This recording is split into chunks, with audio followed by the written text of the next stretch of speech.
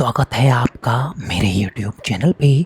आज हम बात करेंगे ग्रैनी सेट्रॉन दवाई के बारे में और इस वीडियो में हम जानेंगे इस दवाई के उपयोगों के बारे में। साथ के साथ जानेंगे इस दवाई को किन कंडीशंस में उपयोग में नहीं लेना है और जानेंगे इस दवाई को लेने के बाद में क्या-क्या साइड इफ़ेक्ट आपकी बॉडी में देखने को मिल सकते हैं और इसकी डोज़ के बारे में भी हम इसी वीडियो में जानेंगे।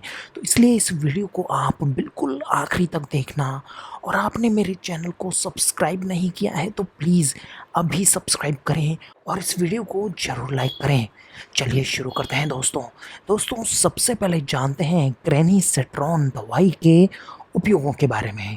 देखिए दोस्तों, इस दवाई का सबसे बड़ा उपयोग नौज़िया या फिर वॉमिटिंग में किया जाता है। दोस्तों, जब भी हमें उल्टी का मन होता है या जीव घबराने लग जाता है या फिर उल्टी हो जाती है तो उस कंडीशन को रोकने के लिए इस दवाई का उपयोग किया जाता है। और दोस्तों, क्या होता है जब भी किसी को कीमोथेरेपी दवाइयाँ चलती हैं या फिर रेडिएशन थेरेपी चलती है, उस दौरान उल्टी की समस्या या फिर जीव घबराने की समस्या को रोकने के लिए ग्रैनी सेट्रॉन दवाई का उपयोग किया जाता है। इसके अलावा दोस्तों, ऑपरेशन के बाद में यदि कोई ऑपरेशन हुआ है उसके बाद भी यदि किसी को उल्टी हो रही है या फिर उल्टी का मन हो रहा है या फिर जीव घबरा रहा है तो भी ग्रैनी सेट्रॉन दवाई का उपयोग किया जाता है।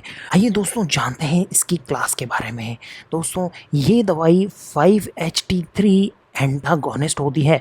दोस्तों, ब्रेन में 5-HT3 रिसेप्टर्स होते हैं, उन रिसेप्टर्स को ये दवाई ब्लॉक करती है और इसलिए दोस्तों इस दवाई को एंटी एमेटिक दवाई भी बोलते हैं, जो कि नौज़िया या फिर जो उल्टी का मन होता है उसे कम करती है और साथ ही साथ यदि किसी को उल्टी हो गई है तो उसे रोकती है। दोस्तों इसका जो ये इफ़ेक्ट है वो वेगस नर्व की एक्टिविटी को कम करके होता है। दोस्तों, हमारे ब्रेन के अंदर वॉमिटिंग सेंटर्स होते हैं जो एक्टिवेट होते हैं और हमें वॉमिटिंग आने लग जाती है।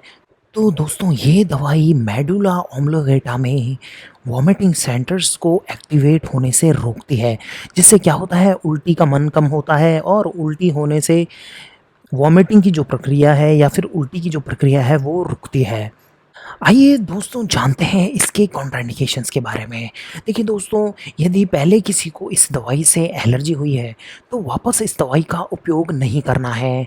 और दोस्तों, बच्चों में बहुत ही सावधानी के साथ इस दवाई का उपयोग डॉक्टर की सलाह के साथ ही किया जाता है। आइए दोस्तों जानते हैं इसके साइड इफ़ेक्ट्स के बारे में। दोस्तों, इस दवाई को लेने के बाद में या तो किसी में हेडेक हो सकता है या फिर थोड़ा चक्कर आना, कमज़ोरी थोड़ी फ़ील हो सकती है या नींद की कमी हो सकती है, थोड़ी वीकनेस फ़ील हो सकती है। और दोस्तों इसके अलावा किसी में डायरिया हो सकता है या फिर फ़ीवर भी किसी पेशेंट में देखने को मिल सकता है। ऐसा नहीं है दोस्तों हर पेशेंट में ये सारे साइड इफ़ेक्ट्स देखने को मिले, किसी पेशेंट में ये सारे साइड इफ़ेक्ट्स देखने को मिल सकते हैं। इसलिए इस दवा का उपयोग आप डॉक्टर की सलाह से ही करें। आइए दोस्तों जानते हैं इसकी डोज़ के बारे में। देखिए दोस्तों, यदि कीमोथेरेपी की वजह से किसी को नौज़िया या वॉमिटिंग हो रहा है या उल्टी का मन हो रहा है तो 1 mg 2 टाइम के लिए इसकी जो डोज़ है वो रह सकती है। और ये जो डोज़ है वो कीमोथेरेपी चालू करने से पहले दी जाती है और जो दूसरी जो डोज़ है वो 12 घंटे के बाद में कीमोथेरेपी के दी जाती है। और दोस्तों, इसकी जो डोज़ है वो 2 mg पर डे के हिसाब से हम ले सकते हैं। अगर हम बात करें आईवी इंजेक्शन की, देखिए दोस्तों ये तो ओरली डोज़ थी और अगर हम बात करें आईवी इंजेक्शन की तो 10 माइक्रोग्राम पर केजी के हिसाब से इसकी जो डोज़ है वो रहती है। और दोस्तों, बच्चों में भी इस दवाई का सावधानी के साथ में उपयोग किया जाता है। और दोस्तों, इसके ट्रांसडर्मल पैचेस जो स्किन के ऊपर पैच होते हैं वो चिपका दिए जाते हैं, तो वो भी अवेलेबल होते हैं। एक पैच जो होता है वो 24 आवर्स पहले कीमोथेरेपी के वो शरीर पे या फिर स्किन पे चिपका दिया जाता है और उसका असर जो है वो धीरे-धीरे देखने को मिलता है। आइए दोस्तों जानते हैं इसकी मार्केट में अवेलेबिलिटी की। दोस्तों, इसकी टैबलेट्स अवेलेबल होती हैं 1 mg की, ओरल सॉल्यूशन अवेलेबल होते हैं 2 mg 10 ml के अंदर और इसके इंजेक्शन भी अवेलेबल होते हैं 0.1 mg पर ml के और 1 mg पर ml के।